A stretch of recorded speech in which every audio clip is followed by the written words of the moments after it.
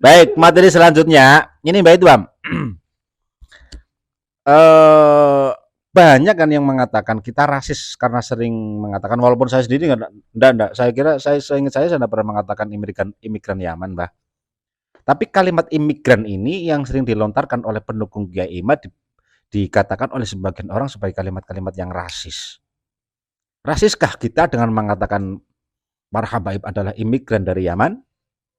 Rasiskah, dan ketika rasis misalkan berdosakah secara hukum syariat? Adakah syariat yang mengatakan bahwa rasisme dengan mengatakan mereka sebagai imigran kita akan terkena hukuman dari syariat karena fi'lu ma yunha anhu? Begitu Mbak Idwam, rasiskah? Dan ketika rasis, apakah berdosa mengatakan mereka sebagai imigran? Walaupun saya sendiri belum pernah, seingat saya mengatakan mereka sebagai imigran Yaman, karena prinsip saya hanya mengatakan mereka bukan cucu Nabi, dan tidak setuju dengan mereka-mereka yang mencoba membelokkan sejarah, memalsukan makam, dan melakukan doktrin-doktrin yang tidak mencerminkan agama kita. Begitu Mbah, itu kan prinsip saya seperti itu, dan tidak pernah mengatakan mereka imigran Yaman. Tetapi apabila banyak teman-teman kita yang mengatakan ataupun melontarkan kalimat-kalimat imigran Yaman, itu rasiskah? Dan apabila rasis, dosakah? Monggo Mbak Idwam. Istilah imigran Yaman untuk para habaib menurut saya itu tidak rasis. Itu karena apa? Imigran sendiri itu kan perpindahan seseorang dari suatu negara pindah ke negara yang lain dengan tujuan mau menetap secara permanen. Itu namanya imigran. Toh ternyata datuk-datuknya para habaib kan memang kesini mau permanen tinggal di sini, kan berarti mereka imigran, kan begitu. Dan imigran ini ada yang legal, ada yang ilegal. Nah, mereka kita sudah tahu sudah legal, kan begitu. Nah, jadi Pak Alwi, para habaib gak usah lebay lah dikatain imigran Yaman terus dikira kita rasis. Enggak, nah, kita sendiri juga tidak pernah mengatakan mereka itu dengan istilah imigran Yaman, kan tidak pernah itu. Tapi teman-teman kita banyak Mbak, pendukung Kiai Imad yang mengatakan mereka imigran. Pendukung Kiai Imad yang mengatakan mereka imigran ya, itu rasis. Mereka kita bela lah. Rasis atau tidak? Nah itu tadi saya sudah jawab, ya tidak rasis. Karena apa? Imigran sendiri kan itu tadi. Kalau tidak rasis berarti tidak dosa. Ya iya, perpindahan seseorang dari suatu negara atau bangsa pindah ke negara lain dengan tujuan menetap secara permanen. Bentar. Kan begitu. Bentar. Soalnya kan gini kan, kita sering dibentukkan dengan kalimat dosa, ya kan? Dosa mencidrai Rasulullah SAW dengan mencidrai cucunya. Itu laki-laki itu Habib Ahmad itu loh, Habib Ahmad Al-Habsyi itu kan di pidatonya Masya Allah mengambil mafhum mukhalafah dari satu hadis, kemudian mengancam orang-orang yang menyakiti habaib. Itu kan saya kira juga itu yang rasis yang kayak gitu justru Mbah, menurut saya Mbak Idwam. Iya kan? Mengancam seseorang yang tidak suka dengan mereka dengan membawa bendera Rasulullah Muhammad SAW. Nah itu yang rasis. Sehingga kita dalam hal ini tidak rasis. Ketika tidak rasis seperti tidak dosa mengatakan mereka imigran seperti itu Mbak Idwam ya. Nah berarti kalau sudah tidak dosa, berarti mau ngomong-ngomong para saudara-saudara sahabat untuk mengatakan imigran terhadap para habaib. Begitu Mbak Idwam. Ya, saya nggak setuju. Nggak setuju juga? Ya. Kenapa? Monggo. Kalau menurut saya, habaib Pak Alwi itu jangan dikatain imigran Yaman. Jangan. Menurut saya mereka pantas disebut dengan teroris nasab.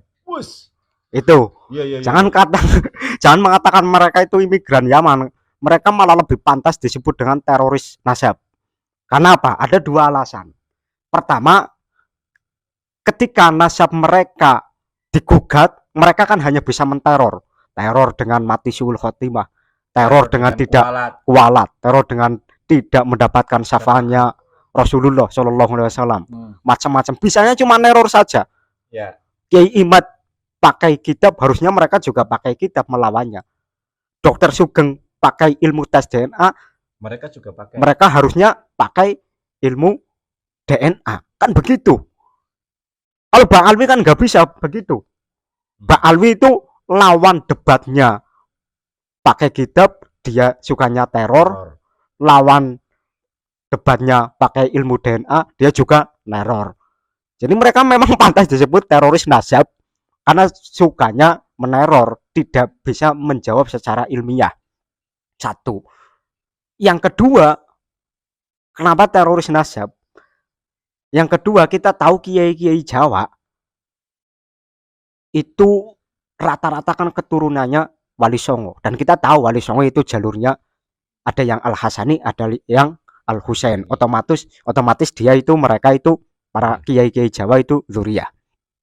Kiai-kiai Jawa itu dari dulu dikatakan Wali Songo, nasabnya terputus dan lain sebagainya, tidak punya keturunan. Apa ada kiai yang dari keturunannya Wali Songo itu ngamuk-ngamuk? Nggak ada kan? Apalagi menteror, nggak ada. Nah, inilah bukti bahwa kiai-kiai Jawa itu memang benar-benar mengikuti akhlak Rasulullah, mengikuti akhlak datuknya.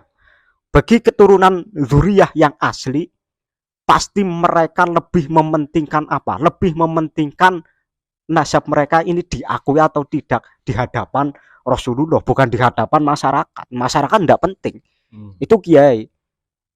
Dan menurut saya kiai Jawa itu, menurut saya nggak memikirkan ini nasab saya diakui oleh Rasulullah atau tidak. Enggak. Ini ilmu saya, akhlak saya ini sesuai apa enggak dengan Rasulullah. Pasti yang dipikir itu. Artinya apa? Zuriyah yang asli itu lebih memikirkan tanggung jawab sebagai keturunan orang besar. Orang besar di sini maksudnya Rasulullah. Kalau Mbak Alwi kan sangat beda jauh karakternya dengan kiai Jawa, sangat beda jauh. Kiai Jawa dikatakan zuriyah Wali Songo terputus, Wali Songo tidak punya keturunan jalur laki-laki. Ya sekarang saja muncul kan, sebab mereka sudah keterlaluan. Dari dulu kan nggak pernah. Apa ada riwayatnya kiai-kiai Jawa, kiai-kiai NU itu ngaku-ngaku turunannya Rasulullah? Kan nggak ada. Mereka manuskrip mereka itu disimpan untuk keluarganya sendiri, untuk pribadi. Lanjut, keturunan yang asli itu lebih mementingkan tanggung jawab di hadapan Rasulullah, di hadapan Allah.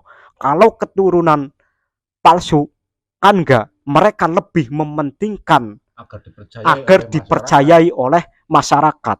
Nah, ini kan namanya teroris. Teroris nasab.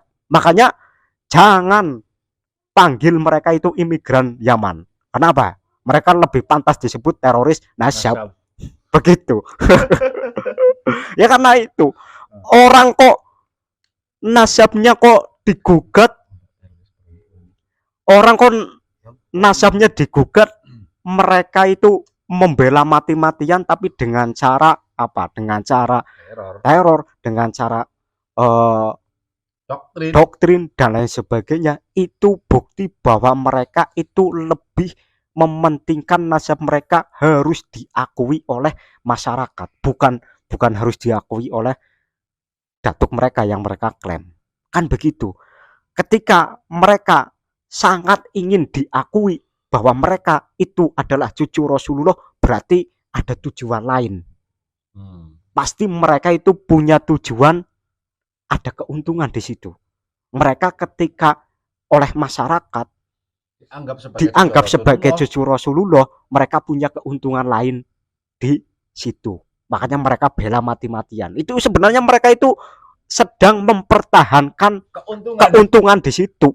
Bukan mempertahankan kan begitu. Logikanya kan seperti itu. Makanya mereka itu teroris nasab, bukan imigran Yaman. Sudah, apalagi? Baik, ini malah ekstrim lagi ini. Saya mencoba membela kita agar tawadhu, jangan mereka mengatakan mereka sebagai imigran Yaman.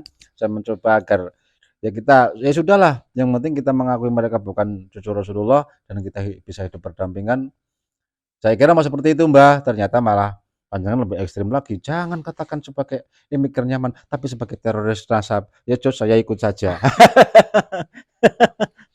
Sudah ya, karena ada dalilnya. Dan saya kira juga masuk akal, Mbah. Kemudian Ustadz Idrus Romli mengatakan bahwa kita ini orang-orang yang tidak sependapat dengan para kiai-kiai yang membela Pak Ali dinamakan musiun lil adab, suul adab kepada kiai-kiai karena tidak mengikuti langkah-langkah mereka dalam masalah nasab ini, Mbah. Mungkin ada kaitannya dengan Sawadul A'wam, banyak kiai-kiai yang mendukung habaib sebagai dzurriyyah Rasulullah dan seterusnya, mungkin yang itulah yang dijadikan sebagai pijakan oleh Kiai Idrus Romli, sebagian pijakan mungkin, atau yang lain di dalam pakai kitab, atau saya enggak detail melihatnya. Yang jelas Ustadz Idrus Romli itu mengatakan kita yang mendukung Kiai Imaduddin Utsman dengan tesisnya dan mengatakan habaib bukan cucu Nabi, walaupun berseberangan dengan kiai-kiai besar, kita dinamakan orang-orang yang musiina lil adabi, sehingga kita ini termasuk man laisal adab fahuwa kadzubab, atau orang yang tidak beradab koyo lalat. Berarti dhewek iki laler, bukan cuma celurut tapi yo laler barangan menurut Ustadz Idrus Romli. Terima apa ndak, Mbak, kita juga katakan laler, Mbah, lalat. Monggo Mbak Idham. Ya, sebelum Kiai Idrus Romli sebelum berkata demikian, seharusnya beliau itu berkaca dengan diri sendiri. Waduh, gimana maksudnya, Mbak? Berkaca dengan diri sendiri apa? Dulu pas waktu, sebentar tak lanjutkan ya, aku tak ngambil kopi. Pas waktu NU itu dipimpin oleh Kiai Said Akil Sirot, Kiai Haji Idrus Romli itu ngapain? Semua orang sudah tahu beliau itu mendirikan NU garis lurus. Itu malah lebih suul adab lagi, Bah. Jangan begitu. Kiai Idrus Romli itu mendirikan NU garis lurus. Berarti malah lebih suul adab lagi kepada Mbah Hasyim Asy'ari, kepada para pendiri NU. Jadi dalam polemik nasab ini nggak usah lah bawa-bawa suul adab dan lain sebagainya. Itu sangat tidak pantas. Apalagi yang berkata demikian itu sudah merubah nama NU itu sendiri. Adab sama Mbah Hasyim, sama ya jelas suul adab kepada seluruh pendiri Nahdlatul Ulama, orang yang sudah diakui iya kan begitu sebagai pimpinan PBNU pada saat itu. Mungkin seperti itu, Mbah. Iya. Semoga Ustadz Idrus Romli lebih tidak beradab lagi dibandingkan kita. Iya, benar. Ustadz Idrus Romli itu lebih tidak beradab lagi. Jabatannya apa sih? Orang jabat, orang terima, orang pimpinannya Yai Said. Ustadz Idrus Romli dulu itu pernah nyalon, kalau nggak salah ya, Mbah Idham pernah ikut nyalon jadi ketua PBNU waktu muktamar di Jombang, tapi enggak jadi. Sehingga ya pada saat itu yang jadi kan Yai Said Akil. Itu periode yang kedua kalau nggak salah ya, Yai Said yang muktamar di Jombang. Dan Ustadz Idrus Romli itu kemudian mendirikan NU garis lurus namanya, NU Tandingan bersama Buya Yahya Cirebon. Terus Lutfi Basori ngendi. Nah itulah tokoh-tokohnya itu.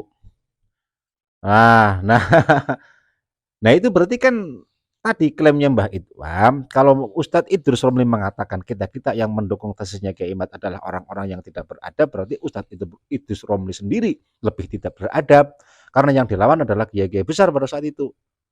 Bahkan membuat NU Tandingan, suul adab sama Mbah Hasyim.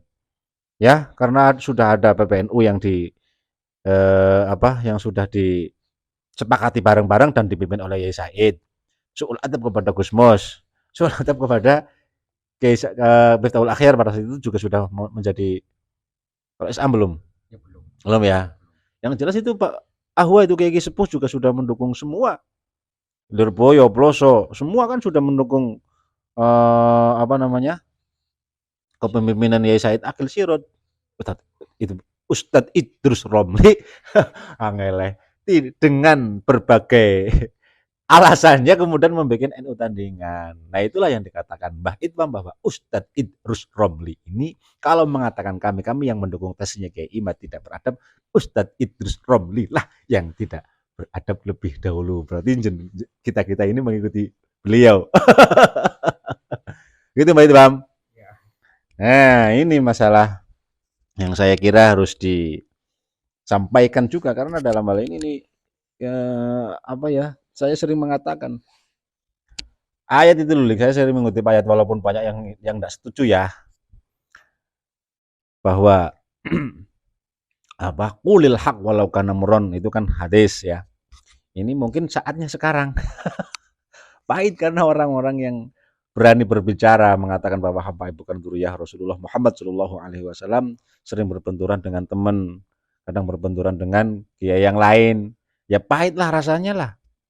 Yang mungkin punya koneksi bagus dengan seseorang harus terputus gara-gara beda pendapat masalah ini. Nah, ini pahit. Kemudian wattaqu fitnatan la tusibanna alladzina zalamu minkum khassah. Nah, ini yang sering saya sampaikan, like, walaupun ini banyak yang ngerot. Oh ya gitu dikait-kaitkan dengan masalah nasab. Yo iya, karena apa? Ini ada orang yang mengaku-ngaku sebagai cucu Rasulullah Muhammad Shallallahu alaihi wasallam dan perilakunya jauh dari beliau dan tidak terbukti secara ilmiah, baik ilmu kitab ya, ilmu kitab salaf ataupun dengan ilmu teknologi tidak terbukti. Dukung. Ya, Pak Idam. Berarti ini kesimpulannya ya, yang pertama bahwa alhamdulillah kita sebenarnya sudah dibelabari, sudah diawali dan sudah sudah dibentengi oleh Kiai Al-Mahfurullah, Kiai Sahal Mahfuz. Sehingga dengan demikian Habib Lutfi tidak menjadi Rais Am PBNU. Akibatnya kan banyak lah, ataupun imbasnya, efeknya dengan beliau tidak menjabat di PBNU, pergerakan Laskar Sabilillah, pergerakan Gus Abbas pada saat ini semakin mudah dan mudah-mudahan akan terus dipermudah oleh Allah Subhanahu wa taala. Allahumma amin. Itu yang pertama. Poin yang kedua bahwa kalimat imigran dari Yaman bukan kalimat yang rasis yang kadang sering disampaikan oleh teman-teman kita yang mendukung tesisnya Kiai Imad. Tapi kalau kalimat mengusir mereka dari Indonesia itu kan enggak sampai gitu ya, Lik ya. Enggak. Dan bahkan Mbah Idham sendiri tadi menyampaikan bahwa jangan imigran Yaman untuk para Habib ini, tapi malah teroris nasab. Kemudian yang ketiga, kesimpulan yang ketiga bahwa Ustadz Idrus Romli, angel yang ngomong Ustadz Idrus Romli, Ustadz Idrus Romli, nah angel temen ya, yang mengatakan orang-orang yang mendukung tesis Kiai Imad adalah orang-orang yang tidak beradab. Sebenarnya kami yang dikatakan tidak beradab oleh beliau itu yang mengikuti langkah beliau tidak beradab dalam kaitannya beliau itu mendirikan NU garis lurus. Begitu Mbak Idham, setuju apa enggak? Beribadah, Mbak? Ya jangan kita mengikuti, kan kita tetap berusaha untuk ta'adduban. Kita berusaha tetap berakhlak walaupun akan dinilai tidak berakhlak oleh sebagian orang yang tidak sependapat dengan kita. Begitu mungkin Mbak Idham. Ada lagi yang mau disampaikan? Sudah dulu ya. Ya mungkin nanti ganti materi lagi. Ini baterainya masih banyak. Mbak Nasir juga akan membahas sesuatu nanti. Nah, sekian dulu untuk engkau pergi ya? Oke, ya. Ustadz Idrus Romli dari Jawa Timur. Ya. Orang yang ikut pendapat atau dukung Kiai Haji Imaduddin Banten tidak punya adab, kata beliau. Adab. Karena berbeda pandangan dengan iya. Beda pandangan masalah nasab. Nah, sekarang pendapat saya, jangan pandang siapa saya lah. Yang penting orang saya ini. Pendapat saya, orang ini mati pada baik lah. Siksanya yang orang ngerti lah, urusan akhirat sudah sok tahu. Ayo jangan sok tahu lah urusan akhirat, kok urusan Gusti Allah. Masalah beda pendapat, ya wong namanya manusia beda pendapat, otak juga tidak sama, pikiran tidak sama.